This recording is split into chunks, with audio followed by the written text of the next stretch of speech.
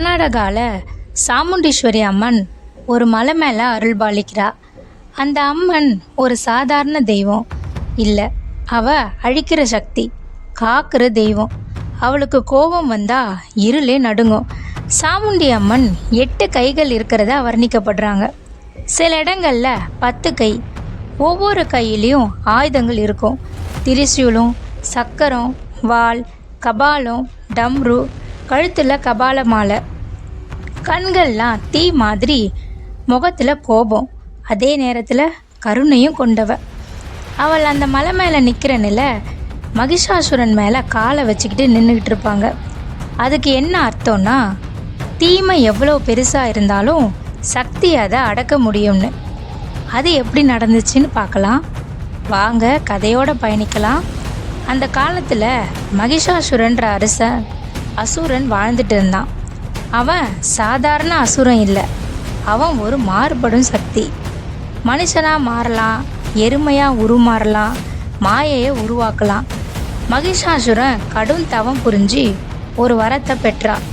ஒரு பெண்ணை தவிர அவனை வேற யாராலையும் அழிக்க முடியாது. அதுக்கு பிறகு தேவர்கள்லாம் தோற்கடிச்சான். இந்திரன் கூட ஓடி மறைஞ்சான். யாகம்லாம் நின்றுச்சு. பூமியில் இருள் பரவுச்சு. மக்கள் எல்லாம் பயந்து வாழ்ந்தாங்க.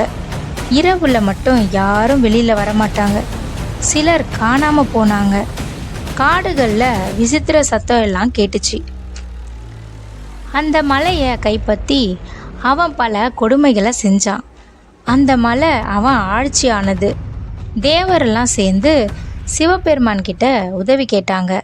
சிவபெருமானும் தேவர்களோட அசுரனை அழிக்க ஒரே வழி ஒரு பெண் சக்தின்ட்டு உருவாக்குனாங்க. அந்த நேரத்தில் அனைத்து தேவர்களின் சக்தியும் சேர்ந்து ஒரு ஒளி உருவானது. அது மெதுவாக உருவம் எடுத்துச்சு. கண்களை திறந்துச்சு.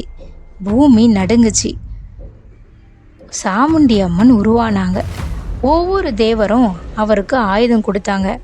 சிவன் திரிசூலம், விஷ்ணு சக்கரம், இந்திரன் வஜ்ராயுதம், அக்னி தீசக்தி. அவ ஒரு போர் தெய்வம் ஆனா. ஒரு இரவு மலை முழுக்க கருமேகம் சூழ்ந்துச்சு. மின்னல் அடிச்சுது. அந்த நேரத்தில் சாமுண்டி அம்மன் வந்தாங்க. மகிஷாசுரன், உன் ஆட்சி இங்கே முடிஞ்சுது. மகிஷாசுரன் சிரிச்சான். என்னை யாராலும் அழிக்க முடியாதுன்னு சொன்னான். காற்று பலமாக வீசுச்சு. மலை நடுங்குச்சு. மரங்கள்லாம் விழுந்துச்சு. மகிஷாசுரன் வடிவம் மாறினான். எருமையாக மாறினா, மனுஷனாக மாறினா, பாம்போட உருவம் எடுத்தான். ஆனால் சாமுண்டி அவனை ஒவ்வொரு முறையும் அடக்குனாங்க. இறுதியில் அவன் ஒரு எருமை வடிவம் எடுத்தான். அம்மன் அவனை கீழே தள்ளி திரிசூலத்தால் குத்துனாங்க. அந்த சத்தம் இன்னும் அந்த மலை மேலே கேட்டுக்கிட்டே இருக்குன்னு சொல்கிறாங்க. அந்த போர் நடந்த இடம்தான் இன்றைக்கும் சாமுண்டி ஹில்ஸ் அப்படின்னு அழைக்கப்படுது.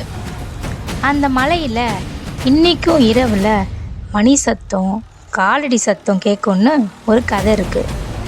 இரவில் கருப்பு உருவம் மலை மேலே நடமாடிட்டு இருக்குன்னு சிலர் நம்புகிறாங்க. தீபம் தானாக அணைஞ்சி திரும்பவும் எரியுமா. இந்த சம்பவத்தை எல்லாம் கேள்விப்பட்டு சந்தோஷ் ஒரு இரவு நண்பர்களோட அந்த மலைக்கு போனான். அவன் இந்த கதையெல்லாம் கேட்டு சிரித்தான். என்ன உருவம், மணி, தீபம்னு பேசிக்கிட்டே நடந்தான். அவன் திடீர்னு அமைதியானான். சந்தோஷ் சொல்கிறான் நண்பர்கள்கிட்ட, யாரோ நம்மளை பார்க்குறாங்கடா. அடுத்த நிமிஷம் மணி சத்தம் கேட்குது. அவன் திரும்பி பார்த்தான். சிவப்பு கண்களில் ஒரு உருவம் அவன் அங்கேருந்து ஓடி வந்துட்டான். அவனுக்கு அந்த உருவம் பயமுறுத்துகிற மாதிரி இருந்துச்சு.